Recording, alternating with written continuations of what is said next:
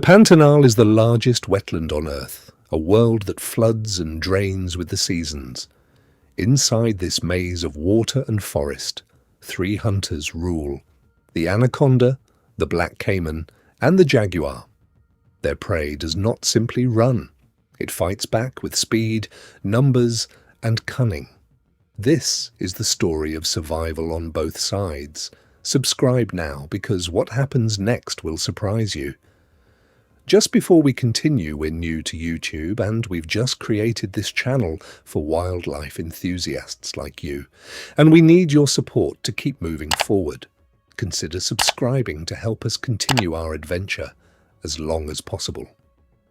Beneath the murky water, the anaconda waits.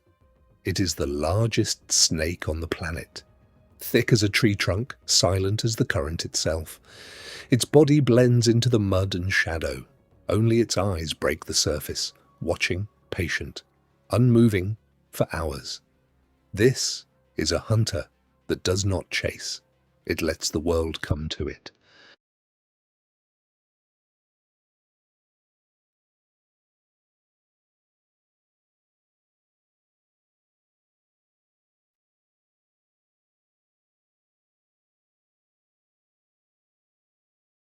The rainy season fills the Pantanal with countless channels and pools, and the anaconda moves easily through all of them. On land it is slow and heavy, but in water it becomes something else entirely, gliding without a ripple, using its weight as an advantage instead of a burden. Years of growth make some anacondas longer than a car, strong enough to hold prey many times their own size. A school of piranhas moves through the shallows, drawn by the smell of blood in the water. They do not see the danger below them. You'll see in a few moments how fast this calm water turns deadly. The anaconda strikes without warning. Its jaws lock onto the nearest fish, and its body follows in a blur of muscle. Coils wrap around the school before they can scatter. Constriction is not fast. It is steady, relentless, tightening with every breath the prey takes. The anaconda does not need venom. Pressure alone stops the heart. Blood flow slows, then stops entirely, and within moments the struggle fades. But piranhas are not helpless. Their teeth are built for defense as much as attack. When the school feels the danger, some break away in bursts of speed no human eye can track. Others turn on the threat, snapping at the snake's coils, drawing blood of their own. Group panic becomes group defense. This is how piranhas survive, not through size but through numbers moving as one confused, dangerous mass. A lone piranha stands little chance, but 100 moving together can turn even a giant snake into the one on the defensive.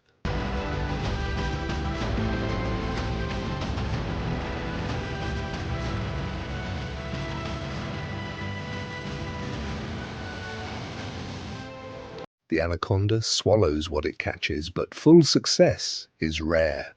Most hunts end with the school scattering into deeper water, leaving the snake with only a fraction of what it aimed for.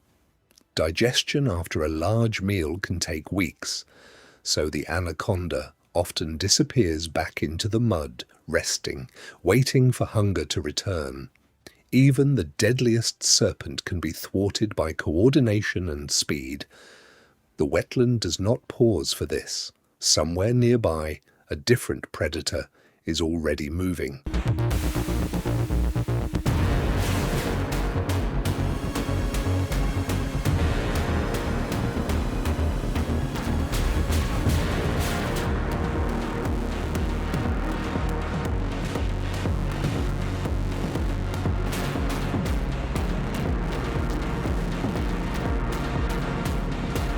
Night falls over the Pantanal and the black cayman rises to the surface.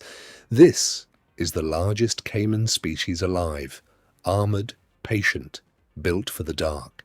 Its eyes catch the last light like small fires. Under cover of night, it becomes nearly invisible.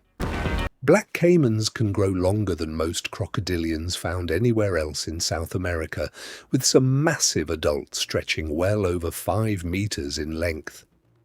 Their bite is powerful enough to crush bone, and their muscular tails drive them silently through the water with remarkable control. Their dark, rough skin blends perfectly with the black surface of flooded rivers and lagoons, making them almost impossible to spot after sunset. During the day, they often lie motionless along muddy banks or float beneath overhanging vegetation, absorbing warmth while conserving energy. But as darkness settles, they become active hunters. Wading birds gather along the water's edge, herons, storks, ibises, and egrets, carefully probing the shallows for fish, frogs, and insects. The wetland seems calm, almost peaceful. They trust the silence they should not. The cayman does not rush. It drifts forward, one slow movement at a time, using the water itself as cover. Only its nostrils and watchful eyes remain above the surface, barely creating a ripple. Even experienced birds struggle to notice the predator, until it is almost too late. Every inch brings the cayman closer, without revealing its presence. In just seconds, the calm shoreline becomes a scene of chaos before returning to silence as if nothing had happened. Yet this dramatic ambush is only the opening act. The Pantanal is filled with predators, and even greater moments of suspense still lie ahead.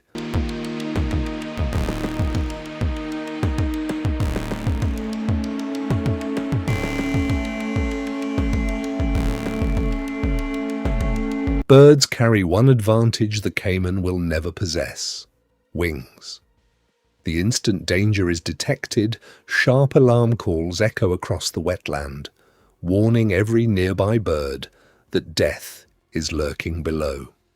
Many launch into the air within seconds, escaping beyond the reach of the waiting reptile. Others rely on excellent eyesight and lightning-fast reflexes, choosing higher branches or safer feeding spots farther from the shoreline. Some species even fight back together. Groups of birds dive repeatedly at the cayman, pecking and calling loudly in coordinated mobbing attacks. Faced with dozens of angry defenders instead of a single easy target, the reptile often slips back beneath the surface and waits for another opportunity.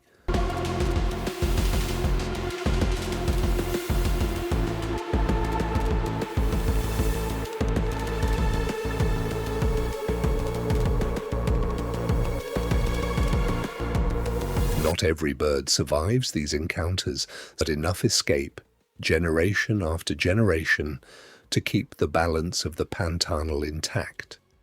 The bird's ability to fly, combined with their vigilance and teamwork, prevents the black cayman from dominating every hunt. Predator and prey continue an ancient contest that has shaped both species for thousands of years.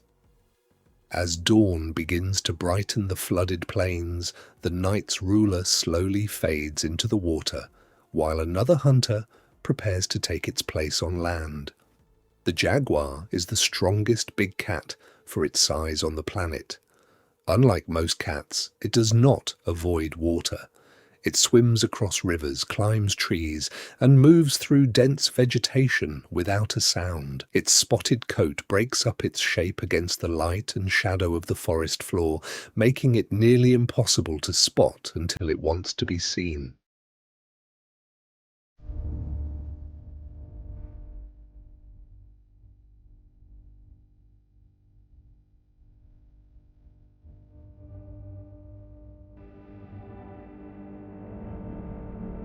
Jaguars hold territory that can stretch for miles, and they mark it carefully, patrolling the same paths again and again.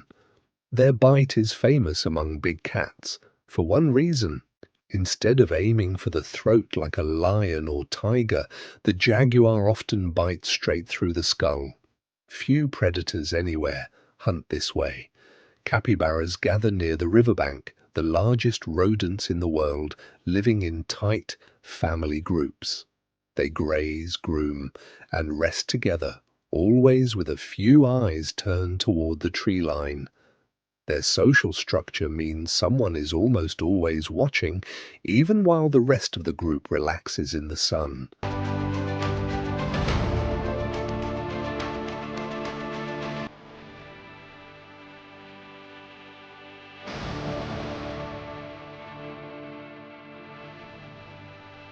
The jaguar stalks through the brush low and slow, closing the distance one step at a time. Every paw is placed with care, avoiding dry leaves and loose stones that might give away its position. When the moment comes, it explodes from cover in a single pounce. Its bite targets the skull or neck, a technique unique among big cats, built to end the fight in seconds. You'll see in a few moments how this single strike can decide the outcome of the entire hunt. Capybaras survive through numbers and awareness. A sentinel often stands guard while others feed, ready to call out the first sign of danger. At the alarm, the group scatters toward the water, diving in together, since capybaras swim as well as they walk on land. The river becomes their refuge, a space the jaguar can follow into, but rarely wins in, since chasing prey through open water strips away the element of surprise the jaguar depends on. Rapid reproduction also means the group can absorb losses that would end smaller populations. Size, numbers, and the water itself become the capybara's shield. Not every hunt favors the capybara. When the jaguar succeeds, it feeds alone, dragging its catch to cover before scavengers arrive. But the failures are common enough that the family group endures season after season, rebuilding its numbers faster than the jaguar can thin them. 3 predators, 3 methods, 3 very different battles. The anaconda relies on patience and pressure. The black cayman relies on darkness and stealth. The jaguar relies on power and precision. Yet in every case, prey has found its own answer: speed, numbers, wings, water, or simply staying close to family. This is the balance that keeps the Pantanal alive. Predators do not win every time, and prey does not escape every time. The wetland depends on both sides pushing against each other, season after season, flood after flood. Each failed hunt teaches a predator something, and each narrow escape teaches prey the same lesson. Stay alert, stay together, and never trust the stillness of the water for too long. Climate shifts, habitat loss, and human activity now threaten this balance in ways the ecosystem has never faced before. Fires and drought have already scarred parts of the Pantanal in recent years, shrinking the flooded season that every animal here depends on. What took millions of years to shape could unravel in a fraction of that time. The greatest survival story in the Pantanal is not one predator or one prey animal. It is the wetland itself adapting, flooding, draining, and starting again. As the sun sets over the water, predator and prey share the same horizon bound by the same fragile world, waiting for tomorrow's flood, tomorrow's hunt, and tomorrow's chance to survive it. The Pantanal proves that survival is never one-sided. Every hunt tells 2 stories: the hunters and the hunteds. Both sides shape this wetland into what it is today. If this journey through the Pantanal's predators and survivors kept you watching, like this video, subscribe for more, and comment your favorite moment below. We'll see you in the next one.